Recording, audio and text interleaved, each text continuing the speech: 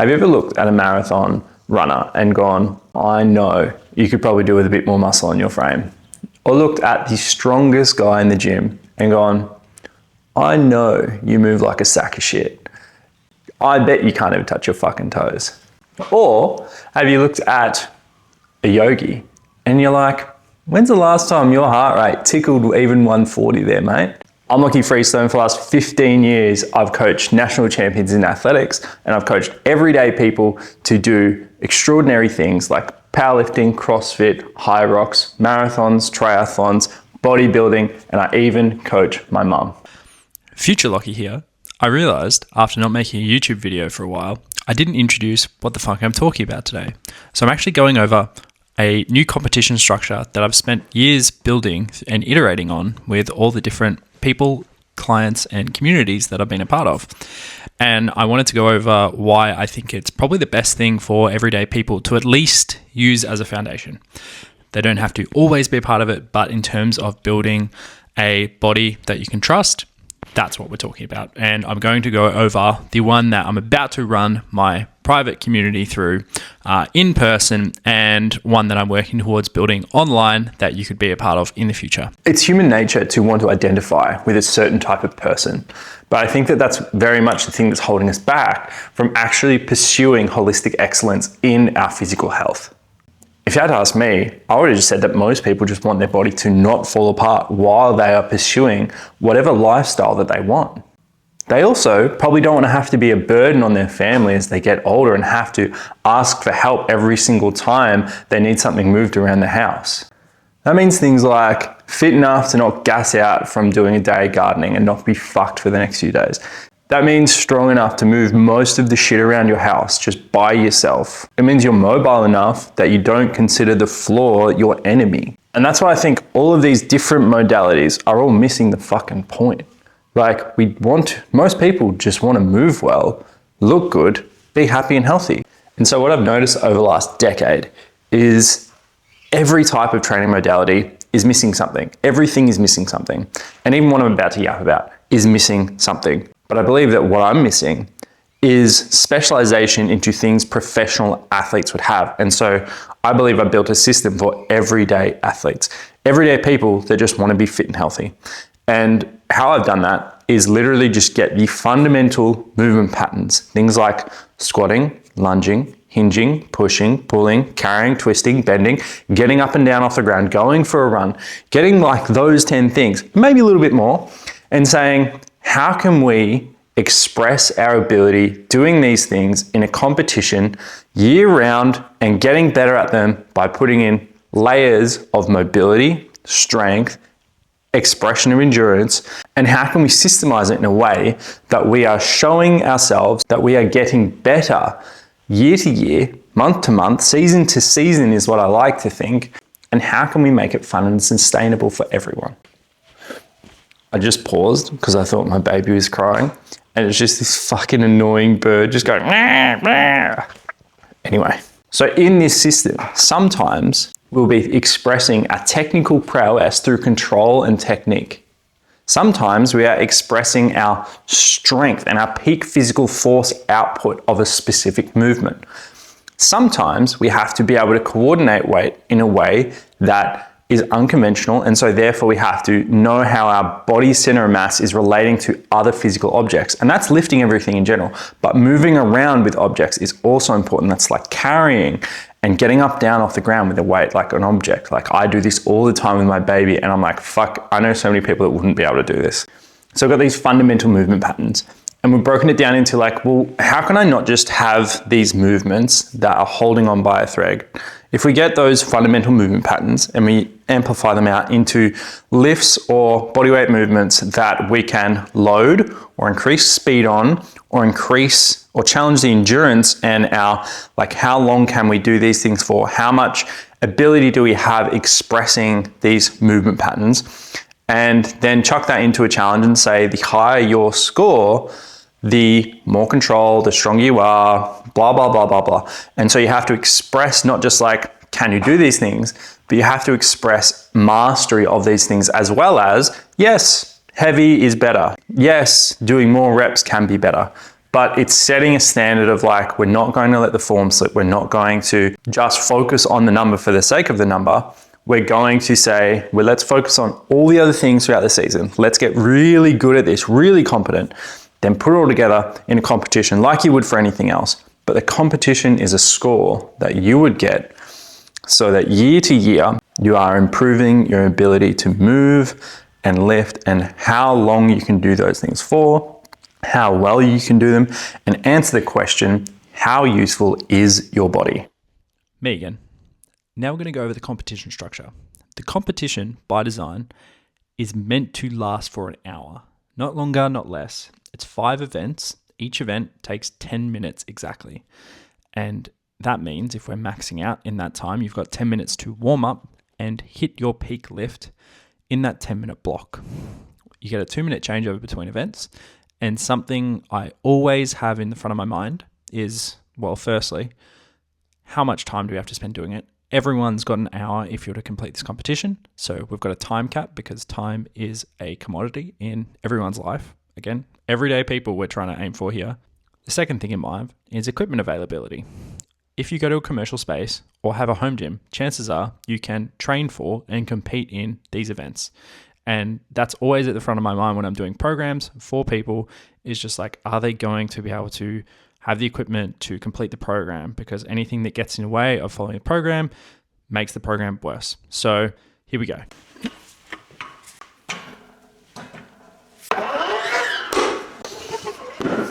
Event 1 of the autumn seasonal is to be able to do a 1 rep max clock off squat, which is a 7-second negative followed by a 6-second pause into the full range of a squat, which is really focused on expressing strength and control through the ankles, knees, hips, core, spine, and shoulders. Whereas event 2 is your 1 rep max. Event 2 of the autumn seasonal is your 1 rep max Zercher deadlift. So we're going to start with our sumo deadlift, which is just about picking something up off the ground. So we deadlift up, which you could walk around with something here, but we're going to go into a Zercher hold. So you have to go down, wrap your elbows, and stand up with the weight like that. And so this is learning to carry as well as have weight in front of you so that you can walk around, do whatever. Event 3 is a 1 rep max Turkish get up. So you have to get an object external to you on the ground, balanced over your center of mass, and then find a way to get up off the ground through bending, twisting, pushing, bridging, getting up, going through every position possible to get up off the ground with the weight overhead, controlling that back down as slow, well, not as slow, but without compromising your positions or having the weight bully you around. Event 4 is 10 sets of 5 pen lay rows in 10 minutes. That's 50 reps in 10 minutes, which means the weight has to be heavy, but not so heavy that your form collapses. And that's what we explore more in our winter and summer and spring seasonals, is keeping the form that you build during your autumn block while expressing endurance and not having your body fall apart or break down in ways that you don't want. So we're going for a pen lay row. You have to have your knees and hips stay still and initiate the pull from your shoulders and drop back down. So having good reps there is actually harder than most people think, because a lot of people will initiate through their knees, through their hips. And I think all exercise technique could be broken down into that. You've got your moving parts and your non-moving parts. And if your moving parts are moving, your non-moving parts are staying still, then you're getting what you want from the exercise. If your moving parts are staying still and your non-moving parts are moving all over the place, then you're not getting what you are desiring out of the exercise you're trying to do. And the biggest caveat to that is knowing that some muscles work better in certain positions versus other muscles work better in other positions. And so not only we've got our moving and non-moving parts, we've also got ideal bone positions so that our muscles can generate optimal tension and create a more broad tension through irradiation, as well as general lines of pull through the muscle fibers. And then we've got less optimal technique, which is normally where mobility demands get in the way of us being able to put our bones into their most optimal force output line. So this is why you would see Olympic lifters and gymnasts all using the same technique, whereas powerlifters go for how little range of motion can I create and optimize my technique around that, rather than going for optimal lines of pull and getting into those positions first and getting stronger there. That's just what I've seen over the last decade. The fifth and final event of the autumn seasonal is a 10-minute block where you go for a run. 1 kilometer to be precise. And you get back, and in the remainder of that 10-minute block, you do as many push-ups as you can. Now, not everyone can do chest to floor push-ups. Not everyone can just knock out heaps of push-ups that are worth scoring on a flat surface.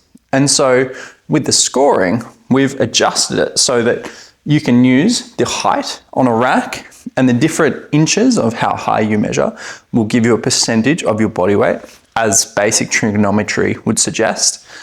Or you can use a box or any surface that over time, let's say next year, if you did 50 push-ups at a 45-degree incline, you would get less of a score than if you did 50 push-ups on a flat surface. So if you can take your push-ups from 45 to flat over a year or a couple of years, you would objectively know that you have gotten better at push-ups, which is one of the fundamental movements for moving your body weight around, which says you would also be able to move external weight around as well. And that's the 5 events of the autumn seasonal. And so that is about building technical prowess so that when we go into the next block, we can start to innovate these movement patterns, and we can start to add conditioning, add a bit of sweat, add some challenge to great movement mechanics. Not just, how much work and how sweaty can I get as fast as possible because I've only got 8 weeks because otherwise I'll die. Like, it's just the mindset of needing to get this instantaneous transformation needs to go out the fucking window. We need to be taking long-term approaches to how we move. Even if it took a year for someone to train before they got to the point where they're comfortable to do a competition, they would be in the top 10th, 5th, 1 percentile of people if they could execute a competition like this with great technical movement. They can load a bar up a little bit. And like, I've been training people for 6 months, and they're already some of the strongest people that you would see in the gym just because they stuck to the fucking plan. They allowed themselves to suck technically and then allowed themselves to load to their weakest link, so that as we address that weakest link, they know that they are getting stronger because they're not feeling the same niggles, they're not feeling the same pains that they did when if you just walked in first day and you're like, how heavy can you fucking pick up? And you didn't do any of the work. You didn't go joint by joint assessing how well each joint can perform by itself, let alone in a more complicated, complex movement pattern where all the joints have to work together. If you did months of just working on that stuff and then you came and tried a competition, then you would have a really good foundation. And year to year, if you just worked on those 5 events, you would 100% be fitter, 100% move better, you would lift better, you would have way more confidence moving your body weight around in space, moving objects in life. You can go for a run, like you can get up off the ground. What else do you want? I went on a bit of a yap there, which almost implied that we need to be doing a bunch of isolated joint mobility prehab work before we just focus on training hard. And honestly, I'm not that far against it. Like, you need to be able to assess your general movement patterns, and then you probably do want to spend time working on how well you move before you go and just like shove as much progressive overload into these shitty movement patterns that you pretty much like everyone has. Like, pretty much anyone over the age of 30 or 40 just needs to just like spend a couple months working on how well you fucking move again. Like, open up your nervous system so that it allows your muscles to lengthen and contract a little bit better before you just fall back into this like, I'm just going to focus on how much weight I can put on the bar. And it's just, it does my fucking head in. And sure, there are so many other movement patterns that we could put into this, but we have 3 other seasons of the year that we will explore different versions of these fundamental movement patterns so that you can try different iterations. You can try carrying and lunging. You can try like putting weights overhead, different ways of moving your body and getting stronger. So not just looking at one type of variation, so that you throughout the year are also building strength, because like these movement patterns aren't that different. But everything I see online is trying to just complicate the fucking basics. Like, so many of my results are literally just from like moving a heavy bar and then over time moving a heavier bar. And if I feel like there's some part of my technique that's falling apart, I go and spend a couple of months like, oh wow, like for me, it's constantly my glutes and my hips aren't able to keep up with the strength of my quads. And so I do a lot of more hip work, and I'm like, cool, if I want a heavier squat, which is going to give me a lot of confidence doing fucking anything down here, then I can just work on my squat. And I say, oh, notice that my glutes, I was really pushing out, my glutes and back couldn't keep up. So I'm going to work on some upper back tightness. I'm going to work on making sure that my hip mobility allows my hip flexors to stay on in this deep hip flexion. And understanding those type of movement mechanics and having a coach that watches you do that stuff, super straightforward. But you have to know what you're looking for, and you have to allow yourself to embrace the process and not just go for lowest common denominator. How hot and sweaty can I get? How heavy can I lift? And then if you set the standard as like, that's you saying, this is the heaviest I can lift. If you have shit foundations, like you're always going to lift like subpar compared to like if you had joints that were over prepared in isolation for a global movement pattern that requires global coordination, then like regardless, you're always going to be working to your weakest link. But what if you never addressed your weakest link and you always just focus on the output rather than the inputs that you're putting into your movement training? Anyway, that is why I've created this seasonal challenge. To keep it simple, to take the stress away from people feeling like, what next competition do I do? Marathons, high rocks, CrossFit, bodybuilding, powerlifting, like all of those things, I look at them and I'm like, they're missing like fundamental problems. And so like if you picked one and you did one for 10 years, you're leaving so many just like health gains on the table if you're not taking into consideration the other stuff you should be doing. And there is stretching involved in getting good at this stuff. There is getting strong. There is getting fit. There's getting confident. All of these things need to work together for a body that isn't going to fall apart, for a body that you can actually trust. So that's most of it.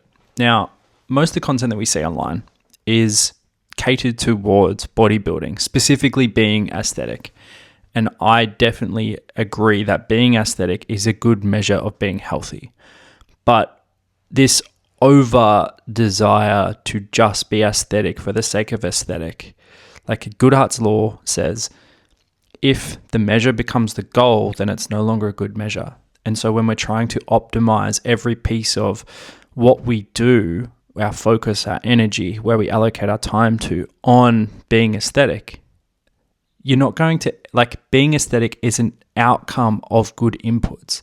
It shouldn't be just like the inputs focused on aesthetic. Otherwise, you lose everything else that what being aesthetic implies. And so this is what I'm talking about with building just an everyday ability. It's just everyday athleticism. It's just getting good at fundamental stuff and getting better at it year to year, month to month, like year round, and working on your weakest links as they arise and just being like, oh, if I keep going, I'm probably going to get fucking injured, or I'm just going to have a training plateau, which is super demotivating. So maybe I'm going to work on this stuff as it comes up rather than just ignore it until I get fucking injured or something. I see it all the time, and it's why most people just don't progress in the gym, is because they're just ignoring the thing that's holding them back. Like, just work on it for a bit. And year to year, you will see yourself improving with fundamental movement patterns. Because if it doesn't help you move, like, why are we doing it? And if your answer to that is, well, I want to look good. Well, muscles move bones. So if you move well, you will have muscles that reflect moving well, and you will have a well-balanced physique.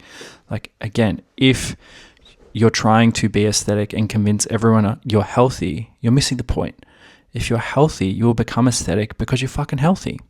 Anyway, I could yap about this stuff all day. And in the future, I will. But if anything came up for you during that talk, then I'd love to hear about it in the comments. Drop me questions, drop me comments, drop me just thoughts, because I'd love to open this discussion up with the community, with the online space, because we just don't talk about what everyday health actually looks like stuff that our parents should have been taught in school, should have relayed down. It's not that complicated. We are in an age of abundance of information, and keeping it simple so it's actionable and implementable is what we need to be doing. So that's it for now. Chat soon.